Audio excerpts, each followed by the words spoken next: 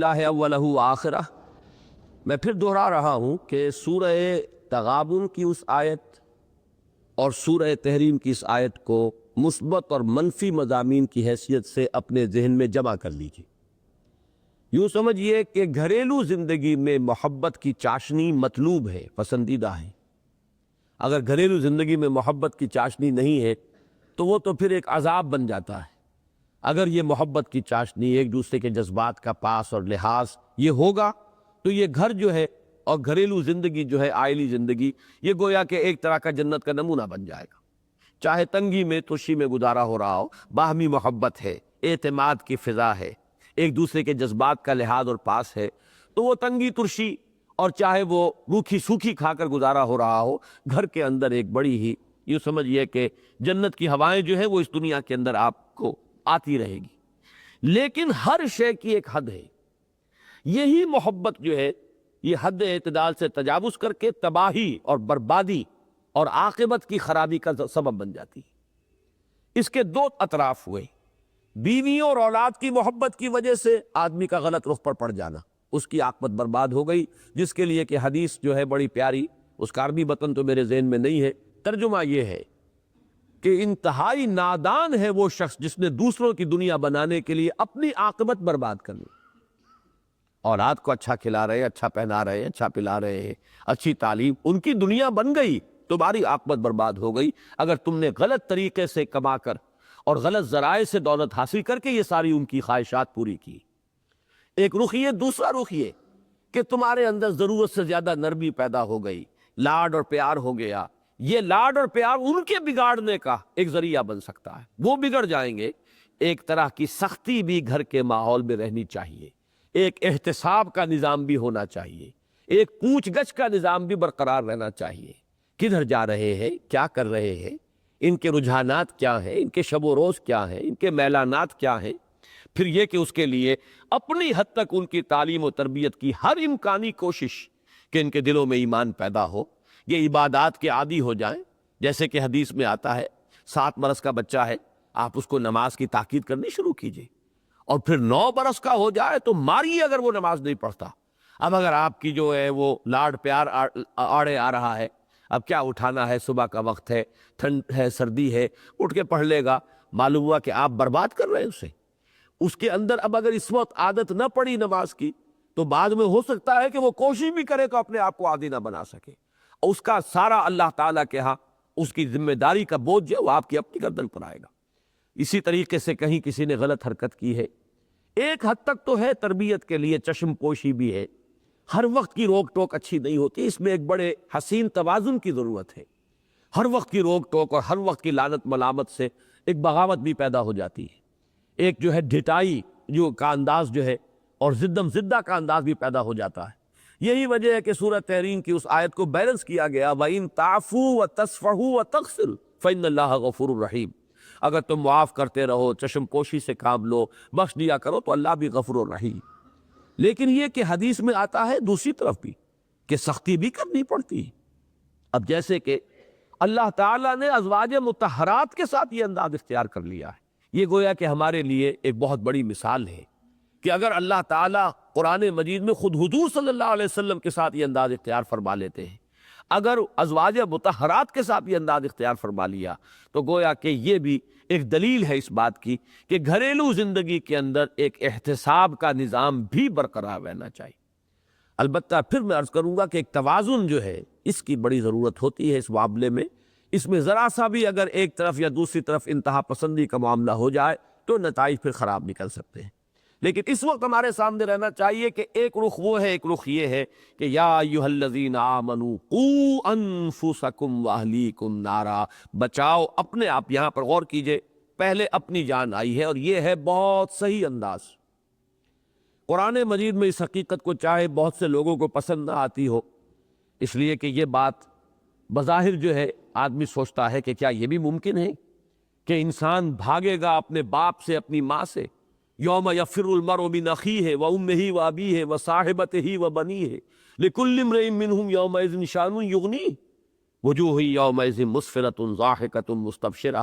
قیامت میں تو نفسی نفسی کا معاملہ ہوگا، میں بچ جاؤں، میں چھوٹ جاؤں، باقی سب جہنم میں جھونک دیے جائیں، جھونک دیے جائیں، چاہے میرے اولاد کو جھونک دو، میرے والدین کو جھونک دو، میرے بہنوں بھائیوں کو جھونک دو، میری بیوی کو، یا بیوی کہے گی شوہر کو جھونک دو، مجھے کسی طریقے سے بچا لو۔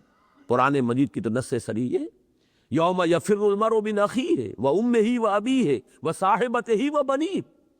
اسی طریقے سے وہ جو سورہ ماری میں فرمایا گیا کہ یہ انسان تو چاہے گا کہ لو یفتدی من عذاب یومئذ ببنیہ وصاحبتہ واخیہ وفصیلتہ التی تؤویہ ومن فی الارض جمیعا ثم ینجیہ، کسی طریقے سے سب کو فدیے میں لے لے، بیٹے کو بھی، بیوی کو بھی، اور ماں باپ کو بھی، رشتہ داروں کو بھی، میرے پورے کنبے اور گھرانے کو بھی، یہاں تک کہ تمام انسانوں کو جھونک دے، اسی طرح مجھے بچا لے۔ یہ نفسی نفسی جو حشر میں ہونی ہے، یہاں بھی آپ کے سامنے رہنی چاہیے کہ آپ سب سے پہلے اللہ کے ہاں جواب دے اپنی ذات کے لیے۔ باقی کے لیے آپ صرف کوشش کر سکتے ہیں، اولاد کے لیے کوشش کر سکتے ہیں، بیوی شوہر کے لیے، شوہر بیوی کے لیے کوشش کر سکتی ہے، والدین کے لیے آپ کوشش کر سکتے ہیں۔ کیسے گڑ گڑا کر حضرت ابراہیم نے اپنے باپ سے کہا، یا ابت لم تعبد ما لا يسمع ولا يبصر ولا يغني عنك شيئا یا ابت انی قد جاءنی من العلم ما لم یاتک فاتبعنی اهدک صراطا سویا یا ابت لا تعبد الشیطان ان الشیطان کان للرحمن عصیا یا ابت انی اخاف ان یمسک عذاب من الرحمن فتکون للشیطان ولیا۔ کیسی عاجزی کے ساتھ، کس طریقے سے ادب کو ملحوظ رکھتے ہوئے، کیسی گڑ گڑا لیکن نہیں ماننے لائق شخص۔ تو آپ دوسرے کے لیے کوشش کر سکتے ہیں صرف، جیسے کہ حضور سے خطاب کر کے فرمایا گیا انک لا تہدی من احببت ولکن اللہ یہدی من یشاء۔ آپ کو اختیار نہیں ہے کہ جس کو چاہے ہدایت دے دے، یہ تو اللہ کے اختیار میں ہے، جس کو چاہے گا ہدایت دے گا۔ آپ کوشش کر سکتے ہیں، آپ کے ذمے تبلیغ ہے، آپ کے ذمے پہنچا دینا ہے، آپ کے ذمے تبیین ہے، وضاحت ہے، آپ کے ذمے یہ ہے کہ بار بار کہیں، لیکن یہ کہ اختیار آپ کے ہاتھ میں نہیں۔ تو یہ بات جان لیجئے، اصل اختیار ہے اپنا، علیکم انفسکم لا یضرکم من ضل اذا اہتدیتم، تمہارے اوپر ذمہ داری جو ہے وہ اپنی ہے، اور تمہیں ہرگز نقصان نہیں پہنچائے گی کسی کی گمراہی جبکہ تم ہدایت پر ہو۔ یہی وجہ ہے کہ یہاں سب سے پہلے قو انفسکم آیا، بچاؤ اپنے آپ کو۔ یہ تو تمہارے اوپر، یہ تو گویا کہ فرض عین کے درجے میں ہے، اس پر تو تم کلیتاً مکلف ہو کہ اپنے آپ کو بچاؤ، اپنا تو تمہیں اختیار حاصل ہے۔ البتہ اس کے بعد جو حیثیت اللہ نے تمہیں دی ہے، تمہیں کنبے کے سربراہ کی حیثیت سے ہو، تو اہلیکم، اب ان کو بچانے کی کوشش تمہارے ذمے سب سے پہلے۔ اسی کی ہمیں شرح ملتی ہے حدیث میں، حضور صلی اللہ علیہ وسلم خطبہ دیتے تھے، تقویٰ کی تلقین فرماتے تھے تو پہلے اپنے آپ کو مخاطب کرتے تھے، اوصیکم و نفسی بتقوی اللہ، میں تمہیں بھی وصیت کر رہا ہوں اور اپنے نفس کو بھی کہ اللہ کا تقوی اختیار کریں۔ پھر جب آپ دعوت اور تبلیغ کے اندر بھی ترتیب بھی آپ کو معلوم ہے، پہلے اپنے گھر والوں سے بات شروع کی ہے، پھر اپنے رشتہ داروں کو انذر عشیرتک الاقربین، پھر اپنی قوم، اور اس میں خاص طور پر وہ خطبہ ذہن میں رکھیے کہ اپنے گھرانے کی، اپنے قریب کی، اپنی جو عزیز خواتین تھی انہیں جمع کر کے، اور آپ فرما رہے ہیں کہ یا فاطمہ بنت محمد انقذی نفسک من النار فانی لا املک لک من اللہ شیئا، یا صفیۃ عمۃ رسول اللہ انقذی نفسک من النار فانی لا املک لک من اللہ شیئا۔ اے فاطمہ، محمد کی لخت جگر، بچاؤ اپنے آپ کو، نکالو اپنے آپ کو جہنم سے، آگ سے، اس لیے کہ قیامت کے دن مجھے تمہارے بارے میں کوئی اختیار حاصل نہیں ہوگا۔ اے صفیہ، محمد کی، اللہ کے رسول کی پھپھی صلی اللہ علیہ وسلم و رضی اللہ تعالی عنہ، انقذی نفسک من النار فانی لا املک من اللہ شیئا، میں تمہیں اللہ کے ہاں میں کام نہیں آ سکوں گا، مجھے کوئی اختیار حاصل نہیں ہوگا، اپنے آپ کو بچانے کی کوشش کرو۔ یہ ترغیب، یہ تلقین تو سربراہ خاندان کے اعتبار سے یہ ہر مسلمان مرد کی ذمہ داری ہے کہ اپنے اہل و عیال کو جہنم سے بچانے کی فکر کرے۔ اب اس میں جو آ رہا ہے مضمون اگلی آیت میں، بلکہ یہی آیت ابھی چل رہی ہے، یہ بڑا لرزا دینے والا ہے۔ دکھایا جا رہا ہے کہ اگر تمہاری کوتاہی ہوئی اور تمہاری کوتاہی کی وجہ سے تمہارے یہ لاڈلے اور پیارے اور چہیتے جو ہیں یہ جہنم کے حوالے کیے گئے، تو ذرا سوچ لو، اس وقت ذرا اس کا جو تصور کر لو۔ فرمایا یا ایھا الذین آمنوا قوا انفسکم واہلیکم نارا وقودھا الناس والحجارہ، اہل ایمان بچاؤ اپنے آپ کو اور اپنے اہل و عیال کو آگ سے۔ آگ کون سی؟ جس کا ایندھن بنیں گے انسان اور پتھر۔ انسان جہنمی، وہ تو اس کے ایندھن ہے ہی۔ پتھر کس معنی میں کہے گئے؟ یہ مضمون سورہ بقرہ کے 30 رکوع میں بھی آیا ہے، فاتقوا النار التی وقودها الناس والحجارہ اعدت للکافرین۔ اس کے دو مفہوم لیے گئے ہیں۔ ایک زیادہ قرین قیاس جو ہے وہ یہ کہ چونکہ وہ پوجتے تھے پتھروں کو، بت ان کے پتھروں کے بنے ہوتے تھے، تو انہیں بھی انہی کے ساتھ جھونک دیا جائے گا تاکہ ان کی حسرت میں اور اضافہ ہو۔ ہم ان کو ڈنڈوت کرتے تھے، ان کے سامنے نذرانے پیش کرتے تھے، انہیں ہم نے سمجھا تھا کہ ان میں کوئی الوہیت ہے، اختیار ہے، اور آج یہ ہمارے ساتھ اسی آگ کا ایندھن بن رہے۔ ایک بعض حضرات نے اس کو محمول کیا ہے ظاہر پر کہ یہ در حقیقت آگ کی تیزی اور تندی اور شدت کے ظہور کے لیے ہے، کہ جیسے کہ ہمارا عام تجربہ ہے کہ ایک آگ وہ ہے جو لکڑیوں سے جلا کر آپ وہ آگ جو ہے فراہم کرتے ہیں لکڑیوں کے ذریعے، ایک آگ وہ ہے جو پتھر کے کوئلے کو دہکا کر جو آگ حاصل ہوتی ہے۔ تو ان دونوں میں جو فرق اور تفاوت ہے اس آگ کی شدت، اس کی تیزی اور تندی کا، تو اس حوالے سے کہا گیا ہے۔ بعض ہمارے تابعین حضرات نے گندھک کے پتھر مراد لیے کہ وہ بڑے بڑے پتھر گندھک کے ہوں گے کہ جن کے ذریعے سے آگ جو ہے انتہائی تیزی کے ساتھ بھڑکے گی اور اس کی شدت جو ہے وہ بہت بڑھ جائے گی، واللہ عالم۔ تو بچاؤ اپنے آپ کو اور اپنے اہل عیال کو اس آگ سے جس کا ایندھن بنے گے انسان اور پتھر۔ اور مزید بات جو فرمائی، علیہا ملائکۃ غلاظ شداد، اس جہنم پر، اس آگ پر معمور ہیں وہ فرشتے جو بڑے تند خو ہیں، سخت دل ہیں، بہت ہی زبردست ہیں۔ لا یعصون اللہ ما امرہم، وہ اللہ کے کسی حکم کی نافرمانی نہیں کرتے یا نہیں کریں گے جو حکم بھی انہیں مل جائے۔ وَيَفْعَلُونَ مَا يُؤْمَرُونَ، وہی کرتے ہیں اور کریں گے جس کا کہ انہیں حکم ملتا ہے یا ملے گا۔ یہ میں نے دونوں ترجمے کیے، فعل مضارع جس میں حال اور مستقبل دونوں شامل ہوتے ہیں، ان دونوں پہلوؤں کو نمایاں کیا ہے کہ ایک تو اس میں اشارہ کیا جا رہا ہے غلاظ شداد، دنیا میں بڑی سے بڑی جیل ہو اور بڑے سے بڑے لوگ وہاں پر سزائیں دینے والے ہوں، لیکن ہو سکتا ہے کبھی نہ کبھی کسی کا دل پسیج جائے، کوئی اس کے اندر کوئی انسانی جذبہ جو ہے وہ جاگ جائے کہ اس کی شدت میں میں کچھ کمی کر دوں، اس کے ساتھ جو کچھ ہو رہا ہے اس کے لیے کوئی جذبہ ہمدردی پیدا ہو جائے۔ یہاں اس کا بالکل ایک برعکس جو ہے نقشہ سامنے لایا گیا، غلاظ شداد، وہ نہایت تند خو ہوں گے، سخت دل ہوں گے، ان کے دلوں کے اندر کوئی نرمی پیدا نہیں ہوگی، تمہارے نالا و شیون سے، تمہارے شور و فغاں سے، تمہارے آہ و بکا سے، تمہارے گریے سے اور فریاد سے وہ قطعاً متاثر نہیں ہوں گے، بلکہ اللہ نے جس کے بارے میں جو حکم دیا ہوگا وہ اس کو بجا لائیں گے، جو سزا اللہ کی طرف سے اس کے لیے طے ہو گئی ہوگی وہ سزا وہ اس کو دیتے رہیں۔ اس میں گویا کہ آپ کے اس جذبہ جو پیرنٹ ہوڈ کا اور جو آپ کے اندر جذبہ ہے اپنی اولاد کے لیے، جو شفقت اور محبت، اس کو انووک کیا جا رہا ہے کہ ذرا سوچو اس وقت کا لاڈ پیار، اس وقت کی محبت اور شفقت وہ نتیجے تک کہاں پہنچا رہی ہے کہ وہ پھر حوالے کر دیے جائیں گے ان فرشتوں کے کہ جن میں کوئی دل کے پسیجنے کا کوئی امکان نہیں ہوگا، ان کو کہیں کسی کے اوپر کوئی رحم نہیں آئے گا۔ علیہا ملائکۃ غلاظ شداد لا یعصون اللہ ما امرہم، یہ جو آخری ٹکڑا اس آیت مبارکہ کا، یہ فرشتوں کے بارے میں بہت اہم بات ہے کہ جس کو اپنے ذہن میں رکھنا چاہیے۔ در حقیقت اس بات کو میں نے پہلے مختلف مواقع پر مختلف انداز میں بیان کیا ہے، تھوڑا سا اس کا اس وقت میں اعادہ کروں گا۔ یہ جو دنیا میں مشرکانہ نظام میں دیویوں اور دیوتاؤں کا تصور ہے، یہ کہاں سے آیا؟ ہمارا فلسفہ تاریخ یہ ہے کہ انسانیت کا آغاز جو ہوا وہ توحید سے ہوا، پہلے انسان اللہ کے نبی تھے، لہٰذا یوں نہیں ہے کہ انسان رفتہ رفتہ توحید تک پہنچا ہے، پہلے وہ مظاہر قدرت کی جو ہے پرستش کرتا تھا، ابھی عقلی اعتبار سے بالغ نہیں تھا، ہوتے ہوتے کہیں جا کر وہ مونوازم یا مونوتھیزم یا توحید تک پہنچا ہے۔ یہ ہے مغرب کا فلسفہ۔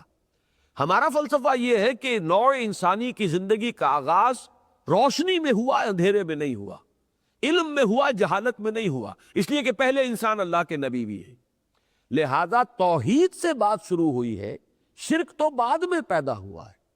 اس شرک کے لیے اب ہمیں سراغ لگانا پڑے گا کہ یہ چیزیں کیوں آئیں، کہاں سے آئیں، کس طور سے آئیں، کیا مغالطے لوگوں کو پیش آ گئے جن کی وجہ سے وہ مشرکانہ اوہام میں مبتلا ہو گئے۔ ان میں سے ایک بات کی طرف توجہ دلا رہا ہوں کہ در حقیقت ایمان بالملائکہ ہی نے ان دیویوں اور دیوتاؤں کے عقیدے کی شکل اختیار کی۔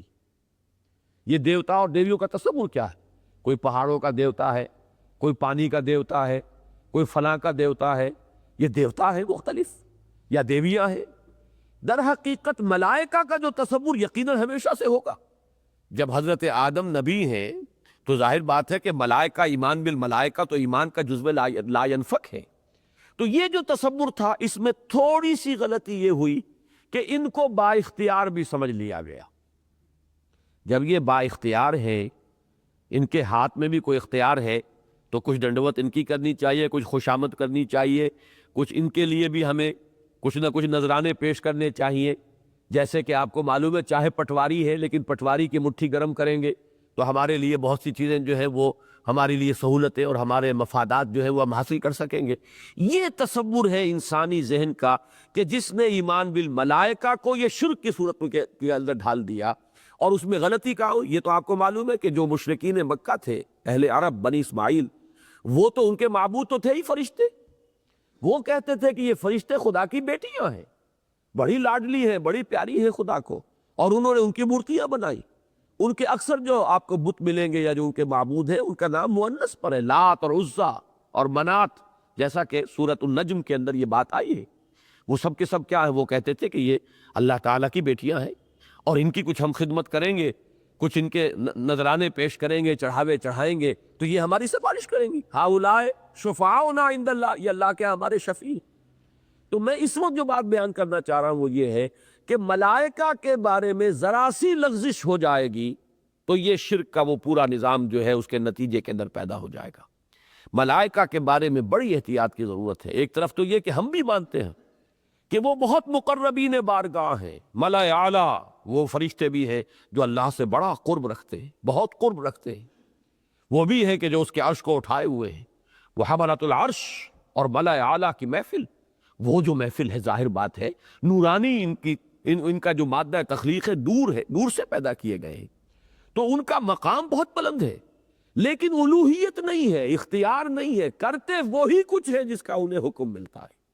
جب تک اس کے ساتھ بیلنس نہیں کریں گے تو ایمان بالملائکہ کے اندر غیر شعوری طور پر اور نادانستہ طور پر شرک کا معاملہ جو ہے شروع ہو جائے گا۔ یہی وجہ دیکھیے آج تک اللہ کا فضل ہے کہ کچھ وہ آپ کو وہ تو مل جائیں گے عمل، یہ عملیات والے جو ہوتے ہیں وہ اس کے اندر تو یا جبریل ہو یا میکائیل ہو یا اسرافیل ہو، اس طرح کے کوئی آپ کو حروف لکھے ہوئے مل جائیں گے۔ یہ تو سب کا سب جو ہے ادھر حقیقت مشرکانہ اوہام ہے اور یہ غلط وہ چیزیں ہیں جو ہمارے ہاں رائج ہو گئی ہے۔ لیکن کہیں بھی آج تک مسلمانوں میں 1400 برس بیت گئے، کبھی کسی نے جبرائیل کو پکارا نہیں، کبھی کسی نے میکائیل کو پکارا نہیں۔ یہ پکارنا کہ اس معنی میں کہ وہ ہماری جو ہے کوئی فریاد سن کر ہماری تکلیف کو دور کرنے کے لیے وہ کچھ کام کر سکتے ہیں، یہیں سے بس شرک کا آغاز ہو جاتا۔ لیکن اللہ تعالیٰ نے اس امت کو اس سے محفوظ کیا ہے۔ تو اس میں ایک تو یہ مقام لا یعصون اللہ ما امرہم ویفعلون ما یؤمرون، وہ کسی معاملے میں اللہ کے حکم کی نافرمانی نہیں کرتے، وہی کچھ کرتے ہیں جس کا انہیں حکم ہوتا ہے۔ اس میں ایک علمی بات بھی ہے، وہ میں عرض کر دوں، اس لیے کہ مولانا امین احسن اصلاحی صاحب کا ایک خیال ہے، مجھے نہیں معلوم کہ کسی اور کا بھی وہ خیال ہے یا نہیں ہے۔ وہ یہ ہے کہ انہوں نے یہ رائے ظاہر کی ہے کہ یہ خیال صحیح نہیں ہے کہ ملائکہ میں معصیت یا نافرمانی کا مادہ ہی نہیں ہے یا انہیں اختیار نہیں ہے۔ ایک تو ہوتا ہے ایک ایسی مخلوق جسے اختیار کوئی نہیں، اختیار اگر ہے تو غلطی اور ثواب، صحیح کام اور غلط کام دونوں کا امکان ہوگا جب اختیار ہے۔ تو ہمیں یہ تو معلوم ہے کہ مکلف وجود ہے، انسان اور جنات یہ دونوں مکلف ہیں، انہیں ایک اختیار دیا گیا، اما شاکرم و اما کفورا، چاہے تو شکر گزاری کی روش اختیار کریں، چاہے وہ کفران نعمت کی روش اختیار کر لیں۔ لیکن فرشتوں کے بارے میں ہم کیا کہیں؟ یا تو یہ کہیں کہ وہ مجبور محض ہیں، ان کے اندر سرے سے کوئی اختیار کا مادہ ہے ہی نہیں، اس اعتبار سے وہ پھر ایک پہلو سے ان کا مقام گرتا ہے۔ مولانا اصلاحی صاحب کا کہنا یہ ہے، اور مجھے وہ بات معقول معلوم ہوتی ہے، کہ ایسا نہیں ہے، اختیار انہیں بھی دیا گیا ہے، وہ بھی مکلف ہے، لیکن انہیں قرب اتنا حاصل ہے اور حقائق اس طرح ان کے سامنے روشن ہے کہ ان کے اندر کوئی امکان ہی نہیں ہے کہ وہ معصیت کی طرف رجحان پیدا ہو جائے، جس کو یوں سمجھ سکتے ہیں کہ جب آخرت میں جب جہنم سامنے نگاہوں کے دہک رہی ہوگی تو کون ہوگا جو اس وقت اللہ کے کسی حکم کی نافرمانی کرنے کی جرات کر سکے؟ وہ تو ابو جہل ہو یا فرعون ہو، وہ فرعون اور یہ فرعون و ہذہ الامہ، حضور نے فرمایا کہ یہ ابو جہل جو ہے اس امت کا فرعون ہے، تو یہ سب کے سب بھی لرز رہے ہوں گے، اور جو حکم ہوگا ان سے بڑا مومن اور کون ہوگا اس دن؟ سب کے سب مومن کامل ہوں گے۔ فَبَصَرُكَ الْيَوْمَ حَدِيدٌ، اور وہ سب کی نگاہیں جو ہے وہ تیز ہو چکی ہوں گی، حقائق منکشف ہو چکے ہوں گے۔ یہ تو جو پردے پڑے ہوئے ہیں نگاہوں پر، یہ جو غیب کا ایک پردہ حائل ہے، جس کو کہ بہت خوبصورت لفظ سے تعبیر کیا ہے شیخ علی حجویری رحمۃ اللہ علیہ نے، محجوب، کشف المحجوب، حجاب میں آئے ہوئے ہیں ہم، حجاب میں ہونے کی وجہ سے امکان پیدا ہوا کہ ہمارا اختیار غلط استعمال ہو رہا ہے۔ لیکن اگر حجاب نہ ہو اور جنت اور دوزخ ہماری نگاہوں کے سامنے ہو تو کون ہوگا کہ جو اس کے باوجود بھی اللہ کے کسی حکم سے ستابی کی جرت کرے؟ تو در حقیقت ان کے نزدیک یہ ان کے اس قرب اور تمام حقائق جو ہیں ان کے سامنے آیا ہونے کا نتیجہ ہے کہ وہ کسی گناہ کا ارتکاب نہیں کرتے۔ اب نہیں کرتے اور نہیں کر سکتے میں بڑا فرق ہے۔ نہیں کرنا اور ہے، نہیں کر سکنا اور ہے، بس اس کے فرق کو میں نے یہاں پہ واضح کرنے کی کوشش کی ہے کہ یہاں بھی فرمایا لا یعصون اللہ ما امرہم ویفعلون ما یؤمرون، وہ کہیں بھی اللہ کے کسی حکم کی نافرمانی نہیں کرتے، وہی کچھ کرتے ہیں کہ جس کا انہیں حکم دیا جاتا ہے۔ تو یہ کرنے اور کر سکنے کا فرق ہے۔ اسی کے حوالے سے میں نے کئی مرتبہ بتایا ہے کہ اہل تشیع اور معتزلہ، ان کو بریکٹ کر لیجئے، اور اہل سنت، ان کے مابین ایک مسئلے میں بڑا شدید اختلاف ہے، عقائد میں، اور بہت سے بھی ہیں، وہ تو معاملہ علیحدہ ہے، لیکن ایک جس کا طرف اشارہ میں کر رہا ہوں وہ یہ ہے کہ اہل سنت کا عقیدہ یہ ہے، ان کا موقف یہ ہے، یوں کہنا چاہیے کہ اللہ عدل کرے گا، لیکن اہل تشیع اور معتزلہ کہتے ہیں اللہ پر عدل کرنا واجب ہے۔ یہ ہے کرے گا، ہم بھی کہتے ہیں اللہ عدل کرے گا، لیکن اللہ پر عدل واجب ہے، اس کے معنی ہے کہ اس کا اختیار ختم ہو گیا، وہ کسی قانون کا پابند ہو گیا۔ ہمارے نزدیک اللہ کی شان اس سے بہت بلند ہے کہ وہ پابند ہو، اسی لیے بار بار آتا ہے یغفر لمن یشاء ویعذب من یشاء، وہ جس کو چاہے گا عذاب دے گا، جس کو چاہے گا بخش دے گا۔ یہ اختیار مطلق آپ سلب نہیں کر سکتے، اس کا اختیار ہے، وہ چاہے تو جنت میں داخل کر دے ابو جہل کو، اس کا اختیار ہے، ہم کون ہیں اسے پوچھنے والے؟ اور وہ چاہے تو کسی بڑے سے بڑے نیکوکار انسان کو جہنم میں جھونک دے، ہم کوئی نہیں ہے اس کے اوپر اعتراض کرنے والے، اس کا اختیار مطلق ہے، یفعل ما یشاء۔ اس اختیار مطلق کے اوپر کوئی لیمیٹیشن کسی بھی اعتبار سے آپ لائیں گے تو در حقیقت وہ اللہ کے مقام سے منافی ہوگی، اس کی شان کے منافی ہوگی۔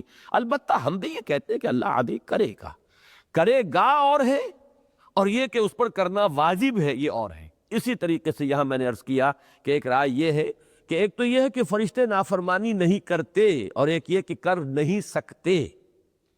عام طور پر تصور یہ کہ کر نہیں سکتے۔ اب میں آپ کو قرآن مجید کے ایک دوسرے مقام کا حوالہ دے رہا ہوں جہاں سے اس دوسرے موقف کی تائید ہوتی ہے کہ کر نہیں سکتے۔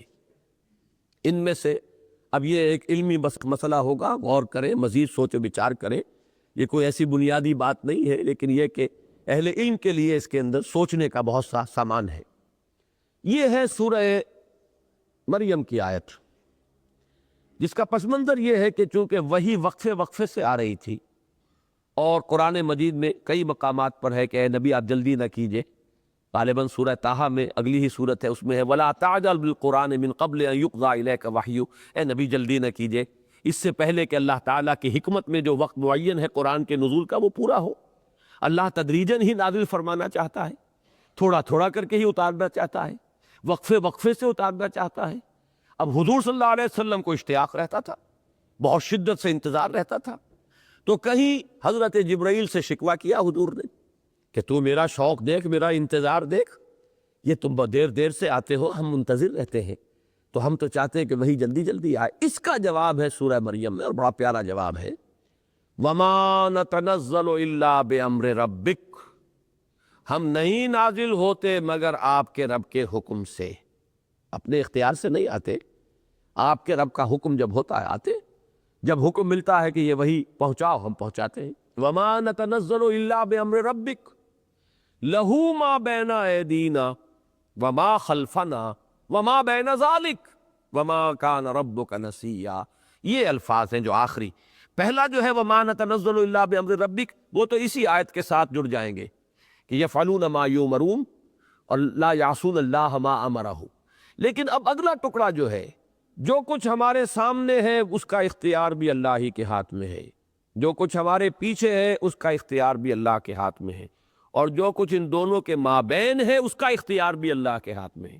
عجیب ہے یہ انداز یہاں، ایک میرے سامنے ایک میرے پیچھے، دونوں کے مابین کون ہوں؟ وہ تو میں ہی ہوں نا۔ ہم کلیتاً اختیار باری تعالیٰ میں ہیں۔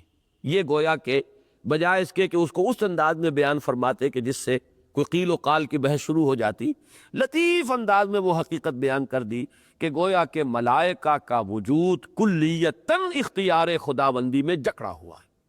لہو ما بین ایدینا وما خلفنا وما بین ذالک وما کان ربک نسیا۔ اسی کا اختیار ہے مطلق، اس کا بھی جو ہمارے سامنے ہے، اس کا بھی جو ہمارے پیچھے ہے، اور اس کا بھی جو ان کے مابین ہے، اس کا اختیار مطلقاً اسی کے ہاتھ میں ہے۔ تم ان دونوں چیزوں کو سامنے رکھیے۔ اب اللہ عالم، یہ بات جو ہے ایسی نہیں ہے کہ یقیناً کسی ایک نتیجے تک پہنچنے کی ہم کوشش کریں۔ ایک نتیجہ تو بہرحال ہے کہ وہ جو کچھ کرتے ہیں اللہ کے حکم سے کرتے ہیں اور اللہ کی نافرمانی نہیں کرتے۔ کر سکتے ہیں یا نہیں یہ ایک علیحدہ بحث ہے جس میں ایک رائے ہے، وہ میں نے آپ کے سامنے رکھ دی۔ اب آگے چلیے، یا ایھا الذین کفروا لا تعتذروا اليوم، اے وہ لوگوں جنہوں نے کفر کیا۔ یہ اسی وقت کی تصویر دکھائی جا رہی ہے جبکہ عذاب خداوندی کے اندر جھونکا جائے گا۔ ظاہر بات ہے نالہ و فریاد اور شیون یہ تو ہوگا، اس وقت چیخ پکار رونا دھونا تو ہوگا، اس وقت لوگ گڑ گڑائیں گے، بہانے تراشیں گے۔ تو فرمایا کہ اس وقت ان سے کہہ دیا جائے گا یا ایھا الذین کفروا لا تعتذروا اليوم، اے وہ لوگوں جنہوں نے کفر کی روش اختیار کی تھی، اب آج کوئی بہانے مت بناؤ، اب کوئی عذر کا موقع نہیں ہے۔ اب تمہارا یہ سارا نالہ و شیون، یہ تمہاری ساری فریاد، یہ بیکار ہے۔ اگلا ٹکڑا بہت اہم ہے، انما تجزون ما کنتم تعملون، تمہیں وہی کچھ بدلے میں دیا جا رہا ہے جو تم کرتے تھے۔ یعنی ہم نے تم پر کوئی ظلم نہیں کیا، تمہارے اپنے کرتوت ہیں جو تمہارے سامنے آئے ہیں، تمہارے اپنے اعمال ہیں۔ وما انا بظلام للعبید، میں اپنے بندوں کے لیے ظالم نہیں ہوں، ظلم کرنے والا نہیں ہوں، بلکہ میں اس سے آگے بڑھ کے کہا کرتا ہوں معاذ اللہ ثم معاذ اللہ، اللہ تعالیٰ سیڈسٹ نہیں ہے۔ سیڈسٹ اس کو کہتے ہیں ایک ایسی مست شدہ شخصیت بھی ہوتی ہے انسانی کہ دوسروں کو دکھ دے کر اسے لذت حاصل ہو، دوسروں کو تکلیف پہنچا کر اسے کچھ ایک خوشی اور مسرت کا احساس ہو۔ تو یہ لوگ بھی ہوتے ہیں پرورٹڈ مزاج کے، مست شدہ شخصیتیں جن کی، تو معاذ اللہ ثم معاذ اللہ، اللہ تعالیٰ کو کسی کو عذاب دے کر وہ خوشی نہیں ہوگی۔ ما یفعل اللہ بعذابکم، اللہ تمہیں عذاب دے کر کیا لے گا، ان شکرتم، اگر تم شکر کی روش اختیار کرو۔ لیکن یہ کہ جو اعمال تم نے کیے ہیں، اس میں ذرا ایک پہلو کو سامنے رکھیے کہ در حقیقت جو بھی عمل انسان کر رہا ہے اس کے کچھ پرنٹس ہیں، امپرنٹس ہیں کہ جو اس کی شخصیت کے اندر قائم ہو رہے ہیں۔ یہ خود کھود رہا ہے اپنی شخصیت کے اوپر، وہ اپنے لیے عذاب یا اللہ تعالیٰ کی طرف سے جزا اور جو نعمتیں ہیں، یہ خود اپنے عمل کے ذریعے سے اپنے وجود کے اندر جیسے کندہ کر دی جاتی ہے کوئی چیز، ویسے ہم کر رہے ہیں۔ یہ ہمارے اپنے کرتوت ہوں گے۔ اگر بری چیز ہے، مثلا آج ہم نے کوئی حرام چیز کھائی، بڑی لذیذ تھی، بہت لطف لیا، حقیقت میں یوں سمجھیے کہ یہ ایک شوگر کوٹڈ پل تھی، اس کے اندر تلخی ہے، تم نے جو کچھ اپنے پیٹ میں ڈالا ہے وہ تلخ ہے، صرف یہ کہ یہاں اس کی تلخی ظاہر نہیں ہوئی، وہاں اس کی تلخی نمایاں ہو جائے گی۔ جیسے کہ قرآن مجید میں فرمایا گیا جو لوگ یتیموں کا مال ہڑپ کرتے ہیں وہ نہیں ڈالتے اپنے پیٹ میں مگر آگ کے انگارے۔ یہ انگارہ ہونا ان کا اس وقت نمایاں نہیں ہو رہا ہے، انگارے جو تم نے جھونکے اپنے وجود کے اندر، لیکن اس وقت وہ انسولیٹڈ ہے، کہیں اس کے اوپر کوئی کوٹنگ ہے کہ ان کی وہ جو اس کی حرارت اور تمازت ہے وہ ظاہر نہیں ہو رہی، لیکن قیامت کے دن وہی ہے جو کھل کر سامنے آ جائے گا، یہ تم نے اپنے اندر جھونکا ہوا ہے۔ اس میں ایک نقطہ اور بھی ہے ذرا باریک، قرآن مجید میں دو اسلوب اختیار کیے گئے اس جزا کے۔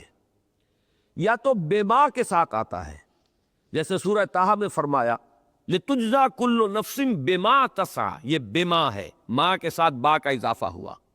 اسی طریقے سے الْيَوْمَ تُجْزَىٰ كُلُّ نَفْسٍ بِمَا كَسَبَتْ، یہ سورہ غافر میں ہے۔ وَلِتُجْزَىٰ كُلُّ نَفْسٍ بِمَا كَسَبَتْ، یہ سورہ جاثیہ میں ہے۔ هَلْ تُجْزَوْنَ إِلَّا بِمَا كُنتُمْ تَكْسِبُونَ، سورہ یونس میں ہے۔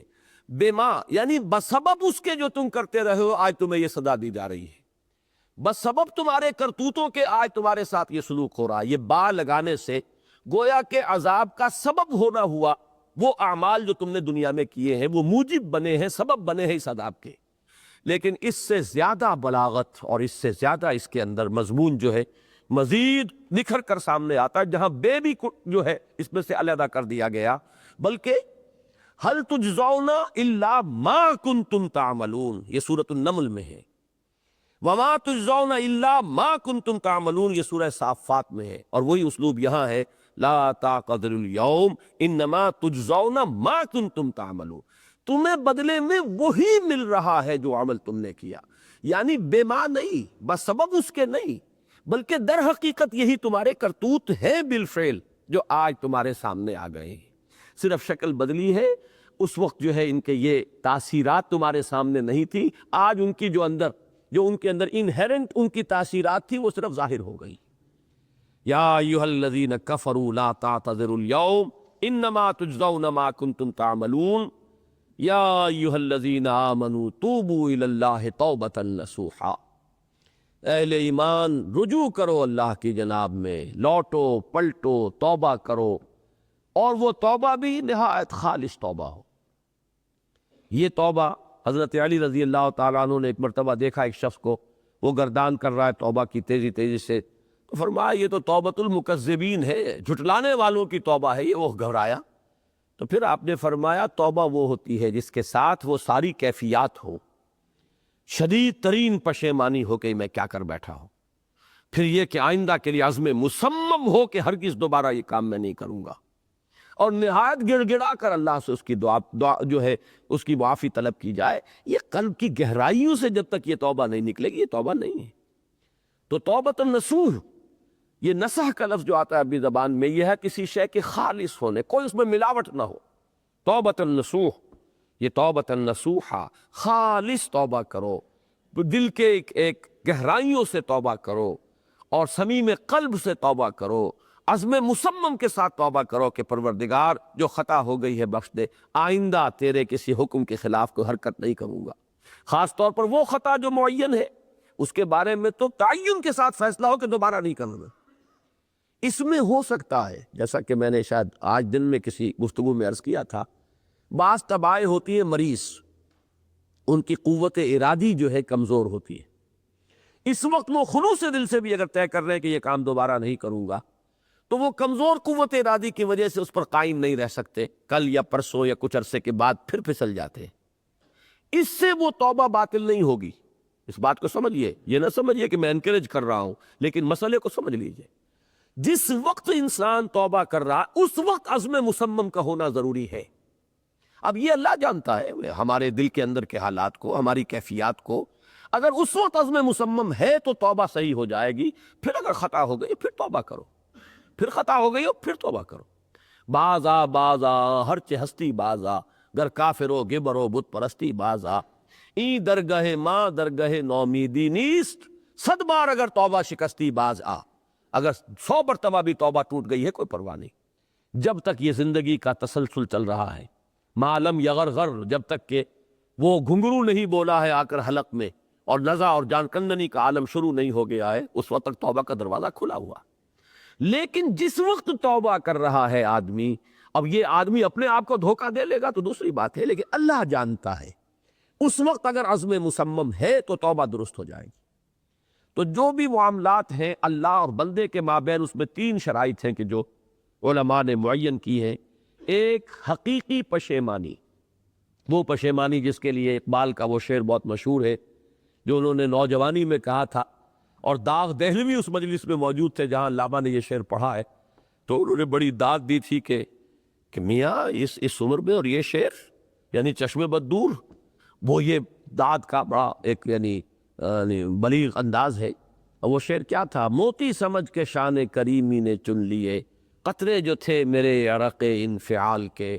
شرمندگی کے احساس سے پیشانی کے اوپر اگر پسینہ آ گیا ہے، شرمندگی ہے، اللہ میں یہ کیا کر بیٹھا، اے اللہ مجھ سے یہ کیا ہو گیا، تو یہ شرمندگی سے اگر عرق آلود ہو گئی ہے پیشانی، تو اللہ کو یہ اتنی محبوب ہے کہ موتی سمجھ کے شان کریمی نے چن لیے، قطرے جو تھے میرے عرق انفعال کے. حدیث میں یہ مضمون آیا ہے. اللہ کو کتنی خوشی ہوتی ہے اپنے بندے کے توبہ سے. بائبل کی ایک سٹوری جو ہے دی پروڈیگل سن، وہ آپ کو یاد ہوگی کہ ایک شخص کے کئی بیٹے تھے، اکثر جو تھے سارے بڑے فرما بردار، بڑے عمدہ، سعادت مند کام کرنے والے. ایک تھا نٹکھٹ قسم کا شریر، وہ اپنی دولت بھی بٹوا کے لے گیا، اور پھر وہ بہت سال کے بعد آیا ہے تو سخت یعنی فقیری کے اور قلاشی کے عالم میں باپ نے واقعی سب سے توجہ ہٹا کر اپنی ساری محبت کا برکت پھر اس بچے کو بنا لیا، اپنے بیٹے کو. تو وہ سعادت مند بیٹے تھے، انہوں نے کہا کہ یہ کیا کیا، یہ ایسا اور یہ ایسا اور یہ ایسا اس نے یہ کیا، اور آج آپ پھر اس کے لیے وہی آپ کی محبت جو ہے وہ یہاں پھر اس کے جو ہے شامل حال ہو گئی ہے. تو انہوں نے کہا کہ تم دیکھتے نہیں کہ اگر کوئی چرواہا ہو اور اس کی اگر 100 بھیڑیں اور بکریاں ہیں، تو اگر کوئی بھیڑیا کسی ایک بکری کو اٹھا کر لے جائے تو 99 کو چھوڑ کر اس کے پیچھے بھاگتا ہے اس کو بچانے کے لیے. جو میرے ہیں وہ تو ہے ہی ہے، جو مجھ سے دور چلا گیا تھا وہ اگر لوٹ کر آیا ہے تو در حقیقت یہ ہے میری توجہ کا اور میری محبت کا سب سے زیادہ مستحق. یہی معاملہ اللہ کا. یہ در حقیقت ایک پیرابل ہے، ایک کہانی ہے جس میں اللہ کی وہ شفقت جو ہے اپنے گناہ گار بندوں کے جو شامل حال ہوتی ہے جب وہ توبہ کرتے، جس کے لیے حدیث میں آخری بات بیان کر دی گئی کہ تصور دیا گیا ہے کہ ایک نق و دق سے راہ میں ایک شخص سفر کر رہا تھا. ایک ہی اونٹنی سواری کی، اسی پر اس کا راشن بھی تھا، پانی بھی تھا.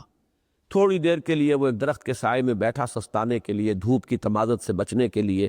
تو ذرا بیٹھا بیٹھا اونگ گیا. اب جو آنکھ کھلی تو دیکھا کہ اونٹنی غائب ہے. اس کا سفر کا ذریعہ وہی، پانی اسی پر، راشن اسی پر، گویا کہ کل زندگی کا ذریعہ جو ہے وہ اونٹنی تھی اس کی. لق و دق سے رہا ہے، کہاں جائے، کہیں پانی نہیں، کچھ کھانے کے لیے نہیں. دیوانہ وار دوڑتا ہے دائیں بائیں ادھر ادھر اونٹنی کو ڈھونڈنے کے لیے، کہیں سراغ نہیں ملتا. تو وہ اب موت کے انتظار میں درخت کے نیچے آ کے بیٹھتا، مایوسی کی انتہا، موت کا انتظار کہ اچانک دیکھتا ہے کہ اونٹنی تو کھڑی ہوئی ہے. تو اب اس پر شادی مرگ کی کیفیت طاری ہوتی ہے. وہ کہنا تو یہ چاہتا تھا اللہ میں تیرا بندہ ہوں تو میرا رب ہے، کہہ یہ جاتا ہے کہ اللہ تو میرا بندہ میں تیرا رب. زبان لڑکھڑا گئی ہے اس خوشی کی شدت کی وجہ سے. تو حضور فرماتے ہیں کہ اللہ کو اپنے کسی گناہگار بندے کی توبہ سے اس سے بھی کہیں زیادہ خوشی ہوتی ہے. تو اس کو ذہن میں رکھیے، توبہ کا بڑا اونچا مقام ہے. ہمارے ہاں شرائط بھی سخت ہیں. 3 شرطیں، وہ ایک عزم مصمم، ایک پشیمانی، حقیقی پشیمانی. نمبر 2 عزم مصمم کہ ہم اب دوبارہ نہیں کروں گا. نمبر 3 ایک مرتبہ ضرور اس کام کو چھوڑ دینا. یہ گویا کہ اس کے عزم مصمم کا فوری ثبوت ملنا چاہیے. کچھ دنوں کے بعد پھر کہیں جذبات کا ریلا آئے، کوئی اور خطا ہو جائے، بات دوسری ہوگی. اور جو حقوق العباد کا معاملہ، اس میں 4تھی شرط اور ہے. اس لیے کہ حقوق العباد کی کوتاہی جو ہے اللہ تعالیٰ معاف نہیں فرمائیں گے. وہ تو وہی بندہ ہے جس کی آپ نے حق تلفی کی ہے، کسی کی غیبت کی ہے، کسی کی چغلی کھائی ہے، کسی پر تہمت لگائی ہے، کسی کا مال ہڑپ کیا ہے، کسی کو دھوکہ دیا ہے، کسی کی عزت پر حملہ کیا ہے، تو وہ تو وہی معاف کرے گا. یا یہ کہ آپ کی جو نیک اعمال ہیں وہ اس کو دے دیے جائیں گے قیامت کے دن، اور اگر آپ کے اعمال ختم ہو جائیں گے تو اس کے گناہ جو ہے وہ آپ کے کھاتے میں ڈال دیے جائیں گے. بہرحال جو 4تھی شرط ہے حقوق العباد کے معاملے میں کوتاہی میں توبہ کی، وہ یہ ہے کہ آپ یا معافی طلب کریں یا تلافی کریں اس شخص کی جس کے کہ حقوق کو آپ نے تلف کیا ہے. یا ایھا الذین آمنوا توبوا الی اللہ توبۃ نصوحا عسیٰ ربکم ان یکفر عنکم سیئاتکم. ان قریب ہے کہ تمہارا رب تم سے تمہاری برائیوں کو جھاڑ دے. یہ مضمون بار بار آ چکا ہے، سورہ تغابن میں بھی آ چکا ہے، بار بار آیا ہے. یہ تکفیر سیئات کے دونوں مفہوم ہیں. ایک تو یہ کہ تمہارے دامن کردار کے داغ دھبے دھو دے گا. ایک کام ہے، آج آپ کو محسوس ہوتا ہے کہ یہ برائی میرے اندر ایسی راسخ ہے کہ میں چھوڑ نہیں سکوں گا، لیکن خلوص نیت کے ساتھ آپ توبہ کیجئے، اللہ تعالیٰ ہو سکتا ہے کہ آپ کو توفیق دے دے اور آپ اپنی اس برائی کو واقعتاً ترک کر دیں. یہ اللہ کی طرف سے توفیق ہو جائے گی. عسیٰ ربکم ان یکفر عنکم سیئاتکم، تم سے تمہاری برائیوں کو دور کر دے اور جھاڑ دے. اور دوسرا مفہوم اس کا یہ ہے تمہارے نامہ اعمال میں جو سیاہ داغ ہیں، اب تک کی کمائیاں جو تم نے کی ہوئی ہیں، اللہ ان کو دھو ڈالے گا۔ اس کے لیے تو سورہ فرقان میں تو یہاں تک فرمایا کہ اولئک یبدل اللہ سیئاتہم حسنات، ان کی برائیوں کو بدل دے گا نیکیوں سے۔ جو بھی کردار کے اندر برائیاں ہیں ختم ہوگی اور نیکیاں آ جائیں گی۔ نامہ اعمال میں سے بھی غلط کام جو ہے ان کو دھو کر ان کی جگہ نیکیوں کا اندراج کر دیا جائے گا۔ وَيُدْخِلَكُمْ جَنَّاتٍ تَجْرِي مِن تَحْتِهَا الْأَنْهَارُ، اور داخل کرے گا تمہیں ان باغات میں جن کے دامن میں ندیاں بہتی ہوں گی۔ یوم لا یخزی اللہ النبی والذین آمنوا معہ، جس دن کہ اللہ ہرگز رسوا نہیں کرے گا نہ اپنے نبی کو اور نہ ان کو جو اس کے ساتھ ایمان لائے۔ ظاہر بات ہے کہ ان کے لیے رسوائی کا کیا سوال ہے۔ یوم لا یخزی اللہ النبی والذین آمنوا معہ، اب وہ مضمون آ گیا جو ذرا زیادہ تفصیل کے ساتھ سورہ حدید میں آ چکا ہے۔ نورہم یسعی بین ایدیہم و بایمانہم، ان کا نور دوڑتا ہوگا ان کے سامنے، ان کے آگے آگے اور ان کے داہنی طرف۔ یہ سورہ حدید میں بھی مضمون آیا ہے اور یہاں بھی آیا۔ میں نے عرض کیا تھا پچھلے درس میں کہ یہ گویا کہ اول و آخر کے درمیان ایک لنک قائم ہو رہا ہے۔ ان 10 صورتوں میں پہلی صورت سورہ حدید تھی، آخری سورہ تحریم ہے، تو اس آیت نے ان دونوں کے درمیان ایک بڑا قریبی ربط قائم کر دیا۔ اول و آخر کے ساتھ ایک تعلق جو ہے وہ اس آیت کے حوالے سے بہت نمایاں طور پر قائم ہوا ہے۔ اس نور سے مراد کیا ہے؟ وہاں تفصیل آئی ہے کہ یہ حشر کے مراحل میں سے کوئی مرحلہ ہے۔ بعض لوگ جو ہے قرآن مجید کو جب سطحی طور پر پڑھتے ہیں تو ذہن میں ایک اشکال پیدا ہوتا ہے، کہیں کوئی بات آ رہی ہے، کہیں کوئی بات آ رہی ہے، کہیں یہ فرمایا جا رہا ہے وہ بول نہیں سکیں گے، کہیں یہ فرمایا جا رہا ہے کہ ہم ان کے منہ پر تو مہر لگا دیں گے، ان کے ہاتھ پاؤں بولیں گے، کہیں یہ فرمایا جا رہا ہے کہ وہ یہ کہیں گے، اللہ یہ کہے گا، وہ یہ جواب دیں گے۔ تو بظاہر بعض معاملات کے اندر کچھ تضاد کی سی کیفیت سامنے آتی ہے۔ اس کو ریزالو آپ کر سکتے ہیں اس سے کہ یہ در حقیقت مختلف مراحل ہے جس کو ہم حشر کہتے ہیں۔ یہ کوئی ایک وقت کا معاملہ نہیں ہے، یہ اس کے مرحلے ہیں، اور مختلف مرحلوں میں مختلف کیفیات اور مختلف صورتحال جو ہے وہ سامنے آئے گی۔ ایک مرحلہ وہ ہے ان مراحل حشر میں سے جس کو ہم اپنی عام زبان میں پل صراط کہتے ہیں۔ اس کا نقشہ ہے جو سورہ حدید میں اور سورہ تحریم میں ہے کہ جو لوگ تو کھلم کھلا کافر تھے، یوں سمجھیے کہ ایک چھانٹی تو ہو گئی، جو کافر تھے وہ علیحدہ ہوئے۔ جو مانتے تھے دنیا میں، جو مسلمان اپنا ہونے کا دعویٰ کرتے تھے، اب ان کے اندر ایک چھانٹی کرنے کے لیے ایک مرحلہ ہے کہ کسی جگہ سے انہیں گزارا جائے گا، اور وہ جگہ ایسی ہے کہ گھپ اندھیرا ہوگا، کوئی روشنی نہیں ہوگی۔ جو لوگ تو صاحب ایمان تھے، حقیقی ایمان، قلبی یقین والا ایمان جن کے پاس تھا، کم یا زیادہ، کم و بیش، انہیں ایک نور عطا ہوگا جو ان کے سامنے آگے آگے روشنی ہوگی۔ اور دوسرا یہ کہ داہنی طرف، جس میں میرا یہ خیال ہے واللہ عالم کہ نیک اعمال کا کاسب جو ہے ہمارا داہنا ہاتھ ہے، تو نیک اعمال کا بھی ایک نور ہے۔ اگر آپ کوئی اعمال کر رہے ہیں نیک، اس کا ایک نور آپ کی شخصیت میں جذب ہو رہا ہے، صرف یہ کہ اس وقت وہ انسولیٹڈ ہے، وہ ظاہر نہیں ہو رہا۔ جیسے کہ ان برائیوں کے اثرات بھی آپ اپنی شخصیت میں جذب کر رہے ہیں، حرام خوری کے اثرات آپ کی شخصیت میں جذب ہو رہے ہیں، یہاں ظاہر نہیں ہو رہا، قیامت میں ظاہر ہو جائیں گے۔ ایسے ہی ایمان اگر ہے وہ ایک نور ہے جو آپ کے قلب میں ہے، اور اگر اعمال صالحہ کا کوئی آپ نے اکتساب کیا ہے تو اس کا بھی ایک نور ہے کہ جو آپ کی روح کے اندر، آپ کی شخصیت کے اندر جذب ہو رہا ہے۔ میدان حشر میں یہ دونوں نور ظاہر ہو جائیں گے۔ بین ایدیہم، یہ قلب کا وہ نور ہے، نور ایمان، جو سامنے کی طرف ظاہر ہوگا، اور داہنی طرف یہ ان کے اعمال صالحہ کا کہ نور کا ظہور ہوگا۔ وہ اس روشنی کے اندر اس مرحلے کو طے کر جائیں گے۔ اور جن کے پاس یہ نہیں تھا، جو منافق تھے، جس کے پاس نور ایمان حقیقی موجود نہیں تھا، صرف دعوی دعویٰ تھا اسلام کا اور جھوٹا دعویٰ تھا، ان کے پاس نہ نور ایمان ہوگا، نہ نور اعمال صالحہ، وہ ٹھوکریں کھاتے ہوئے گریں گے۔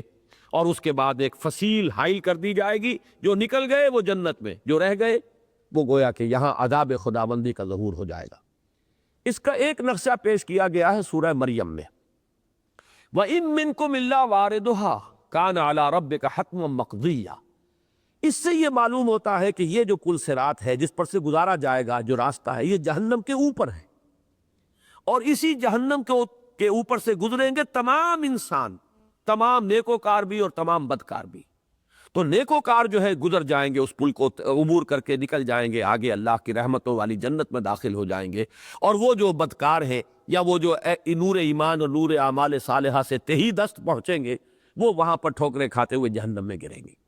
تو یہ مختلف اعتبارات سے تعبیرات ہیں جن کو جمع کر کے میں بات جو ہے وہ عرض کر رہا ہوں کہ وہ مرحلہ ہے جس کا ذکر آیا ہے سورہ حدید میں بھی، یوم تری المؤمنین والمؤمنات یسعی نورہم بین ایدیہم وبایمانہم بشراکم اليوم جنات تجری من تحتہا الانہار خالدین فیہا ذالک هو الفوز العظیم یوم یقول المنافقون والمنافقات للذین آمنوا انظرونا نقتبس من نورکم، جس روز کہیں گے منافق مرد اور منافق عورتیں اہل ایمان سے کہ ذرا رکو، انتظار کرو، ٹھہرو، ہم بھی تمہارے نور سے فائدہ اٹھا لیں، تمہارے نور سے ہم بھی یہ راستہ دیکھ کر طے کر لیں۔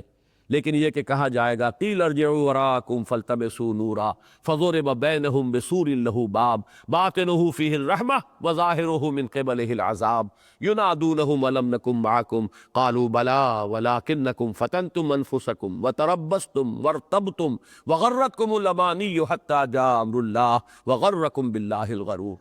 تو یہ ہے وہ نقشہ، اس کو ذہن میں تازہ کر لیجئے۔ اب میں اس کا دوبارہ جو ہے درس نہیں دے رہا ہوں، صرف حوالہ دیا ہے۔ نورہم یسعی بین ایدیہم وبایمانہم یقولون ربنا اتمم لنا نورنا واغفر لنا انک علی کل شیء قدیر۔ وہ یہ کہہ رہے ہوں گے اس وقت اہل ایمان جنہوں نے کہ اپنے اس ایمان میں نیکیاں بھی کمائی ہیں، نیک اعمال بھی کیے ہیں، کسبت فی ایمانہا، وہ جو خیر جو ہے اپنے ایمان کے اندر اکتساب اعمال خیر بھی کیا ہے۔ پروردگار اتمام فرما دے ہمارے لیے ہمارے نور کا، کامل کر دے ہمارے لیے ہمارے نور کو۔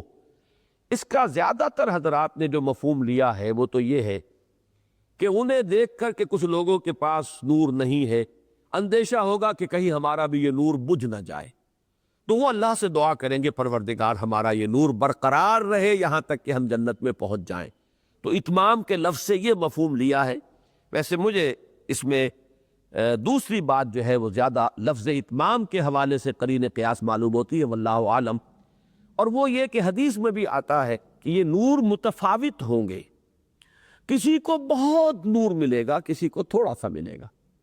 ظاہر بات ہے کہ ایمان کے درجے ہیں، کہاں ابو بکر صدیق کا ایمان، کہاں ہم میں سے کسی کا، اگر وہ واقعی مومن صادق ہے تب بھی ہم میں سے کسی کے ایمان کی کیا نسبت ہوگی حضرت ابو بکر صدیق کے ایمان کے ساتھ، جو نسبت خاک رابع عالم پاک۔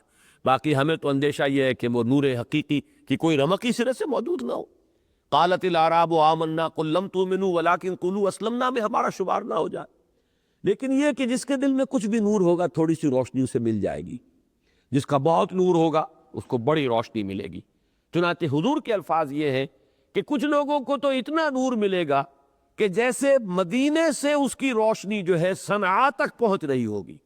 اب اس کی انٹینسٹی کا، اس نور کی انٹینسٹی کا تصور کیجئے کہ مدینہ منورہ میں چونکہ حضور نے یہ فرمایا تو صحابہ کو ایک تصور دیا ہے کہ اتنی روشنی ہوگی کہ جیسے یہاں ہے وہ شخص صاحب ایمان، صاحب نور، تو اس کا نور جو ہے صنعاء تک پہنچ رہا ہوگا، وہ یمن کا دارالخلافہ صنعاء، یوں سمجھیے کہ 600-700 میل کا فاصلہ۔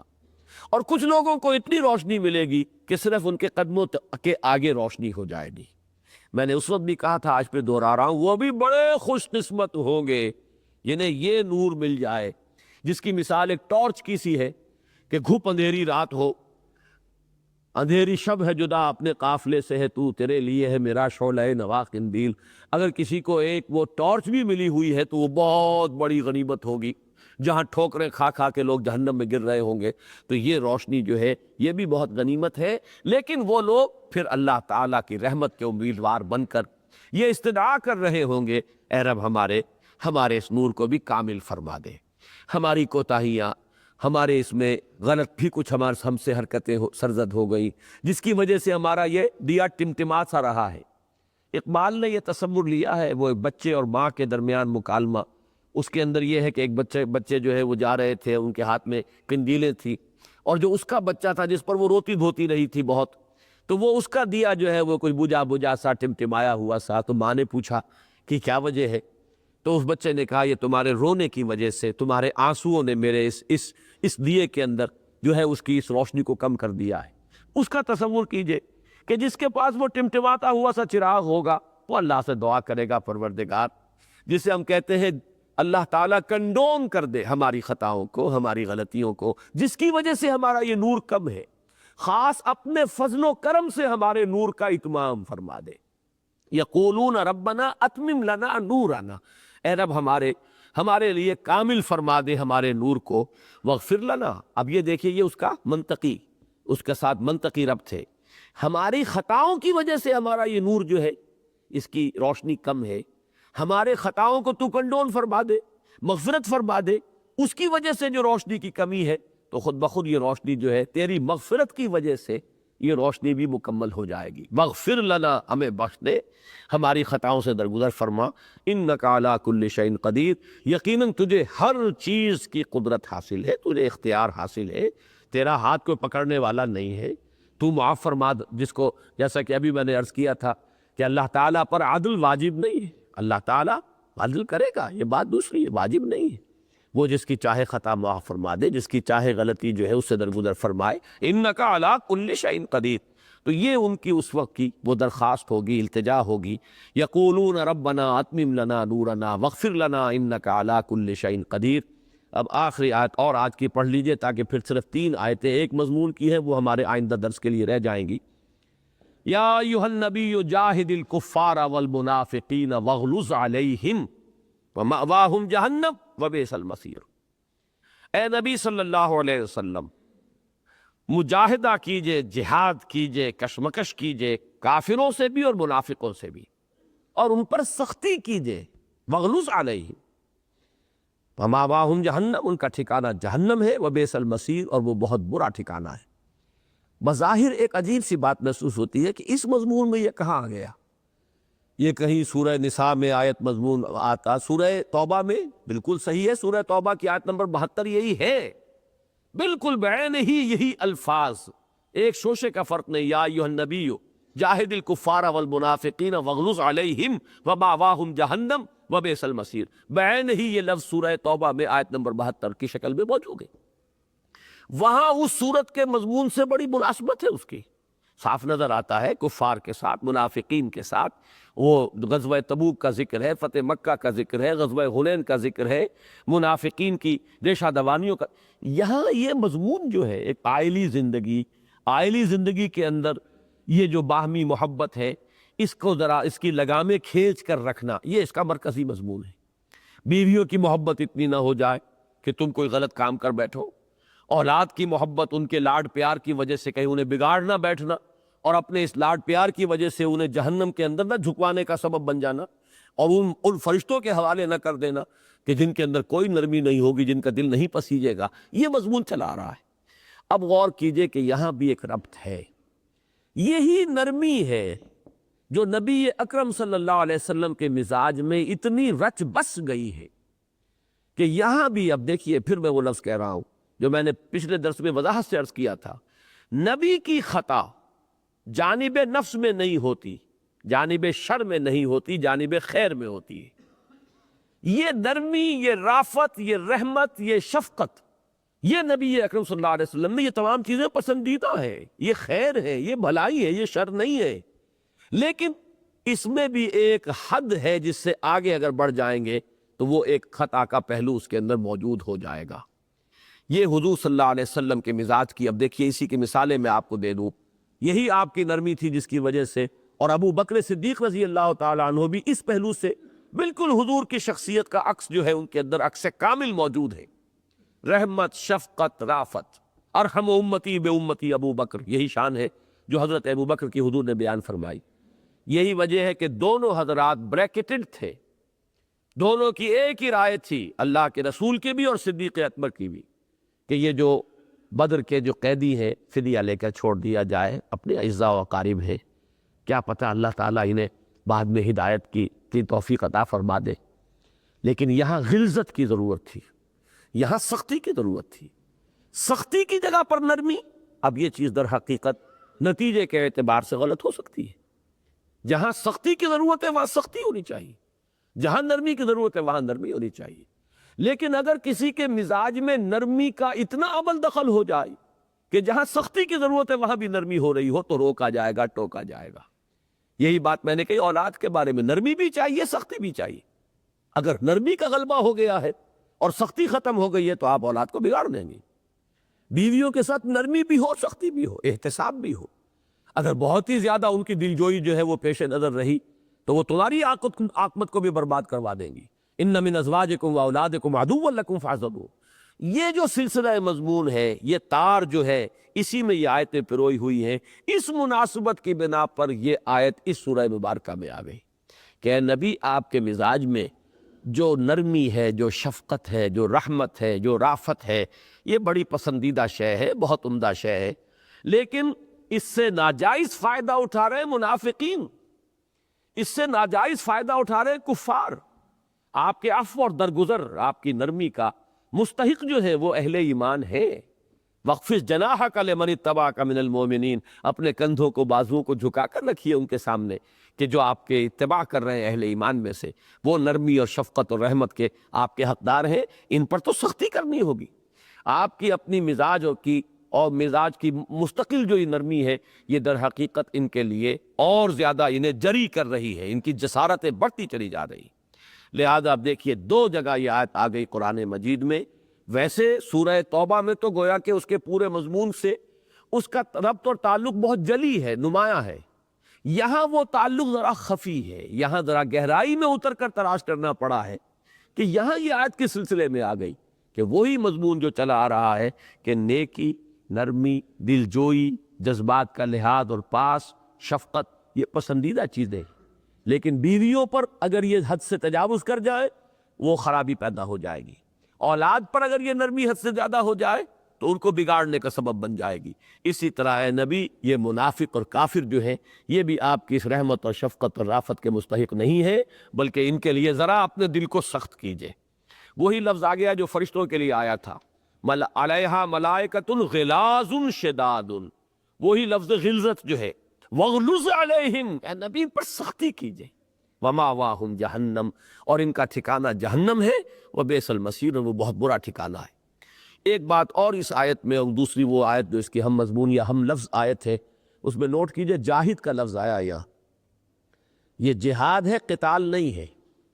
یہ لفظ وہ ہے، یہاں پر اس کا معنی، اس کا مفہوم جو ہے قتال لیا ہی نہیں جا سکتا، اس لیے کہ منافقین سے حضور نے کوئی قتال نہیں کیا، منافقین سے قتال ہو ہی نہیں سکتا، because they are legally Muslims, وہ تو قانوناً مسلمان ہیں، ان کے ہاتھ میں ڈھال تھی، کلمہ طیبہ، کلمہ شہادت وہ پڑھتے تھے۔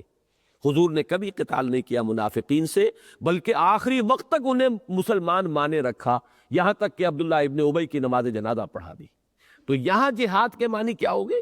کشاکش، جد و جہد، ان کی ریشہ دوانیوں کو روکنا، ان کی سازشوں کو باطل کرنے کی کوشش کرنا، ان کی تمام عزائم جو ہیں ان کو خاک میں ملانا۔ یہ جو کشمکش ہوتی ہے، جہاد اور مجاہدہ، جد و جہد کا ٹکراؤ آپس میں، یہاں اس کے مفہوم وہی لیا جا سکتا ہے، قتال کے معنی میں لفظ جہاد نہیں آ سکتا۔ اور یہی میں نے بارہا آپ کو بتایا، اس مقام پر کہہ رہا ہوں، ویسے تو یہ لفظ جو ہے بہت سے جگہوں پر قتال کے معنی میں قرآن میں آیا ہے، لیکن یہ دو آیتیں جو ہے سورہ توبہ کی آیت نمبر 72 اور یہ سورہ تحریم کی آیت نمبر 9، یہ اس اعتبار سے اہم ہے کہ یہ ایک مثال ہے اس بات کی کہ یہاں جہاد کا مفہوم قتال نہیں لیا جا سکتا۔ صرف کفار کا معاملہ ہوتا تو قتال ہوا ہے، کھلم کھلا ہوا ہے، بے شمار جنگیں ہوئی ہیں، لیکن منافقین کے ساتھ کسی جنگ کا ہمیں سیرت مطہرہ میں کوئی سراغ نہیں ملتا، لہذا یہاں وہی کشمکش اور مقابلہ مراد ہوگا۔ بارک اللہ لی و لکم فی القرآن العظیم ونفعنی وإیاکم بالآیات والذکر الحکیم۔